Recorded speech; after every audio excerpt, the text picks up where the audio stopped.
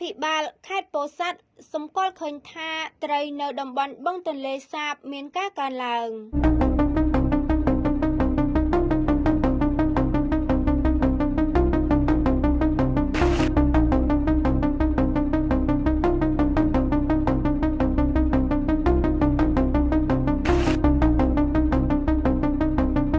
ខេត្តពោធិ៍សាត់លោកខុយរីដាអភិបាលនៃគណៈអភិបាលខេត្តនិងជាប្រធានគណៈបញ្ជាការឯកភាពខេត្តពោធិ៍សាត់បានថ្លែងថាត្រីនៅតំបន់បឹងទន្លេសាបកំពុងចាប់ផ្ដើមសម្បូរឡើងវិញក្រោយពីកម្លាំងយោធាភូមិភាគទី5បើកប្រតិបត្តិការបង្ក្រាបបទល្មើសនេសាទជារៀងរាល់ថ្ងៃដូចភ្លៀងរលឹមក្នុងភូមិសាស្ត្រខេត្តបឹងទន្លេសាបលោកខុយរីដាបានថ្លែងកត់សម្គាល់ឃើញបែបនេះក្នុងឱកាសអ្នកដឹកនាំកម្លាំងចម្រុះចុះធ្វើប្រតិបត្តិការបង្ក្រាបបទល្មើសនេសាទត្រីព្រមទាំងបានផ្ដល់ស្បៀង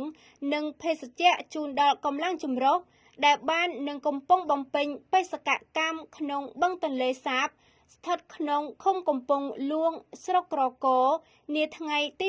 28ខែមិថុនាឆ្នាំ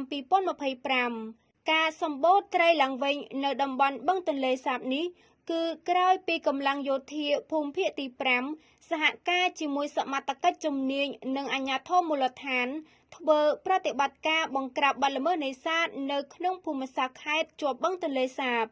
លោកបញ្ជាក់ថាផ្អែកតាមគោលការណ៍ណែនាំរបស់ប្រមុខរាជរដ្ឋាភិបាលកម្ពុជាដែលមានសម្ដេចមហាបវរធិបតីហ៊ុនម៉ាណែតនាយករដ្ឋមន្ត្រីនៃព្រះរាជាណាចក្រកម្ពុជាបានដាក់ពង្រាយកម្លាំងចម្រុះបង្ក្រាបបទល្មើសនេសាទនៅតំបន់បឹងទន្លេសាបនិងបានបំផ្លាញចោលនៅឧបករណ៍នេសាទខុសច្បាប់ប្រជានេសាទត្រូវប្រកបរបរនេសាទដោយស្របច្បាប់មិនត្រូវប្រើប្រាស់ឧបករណ៍នេសាទខុសច្បាប់ហើយត្រូវចូលរួមសហការជាមួយកងកម្លាំងដែលកំពុងអនុវត្តការងារបើឃើញមានបទល្មើសនេសាទត្រូវរាយការណ៍ប្រាប់កងកម្លាំងចុះបង្ក្រាបនិងបំផ្លាញចោល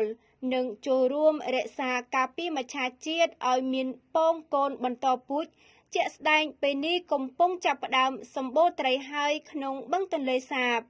តាមរយៈនេះលោកក៏បានធ្វើការអំពាវនាវដល់ប្រជានេសាទដែលកំពុងរស់នៅនិងអាស្រ័យផលជាក់ស្ដែងនៅជុំវិញបឹងទន្លេសាបគប្បីរួមគ្នាអភិរក្សនិងអភិវឌ្ឍសំដៅធ្វើយ៉ាងណាឲ្យធនធានជលផល